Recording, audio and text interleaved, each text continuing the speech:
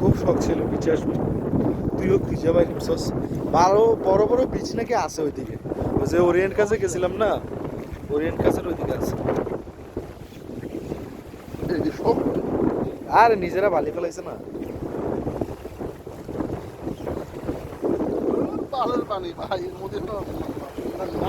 নামার প্রস্তুতি নিয়ে আসছিল স্যার, আমাদের 7 দিন বাড়ি এই বিচে গোসল করার জন্য আসছিল। এখন বুড়িগঙ্গার পানির মতো গন্ধ, সাদের গোসল করার ইচ্ছে গেছিল, কিন্তু পানি কম। হ্যাঁ পানি কম, হ্যাঁ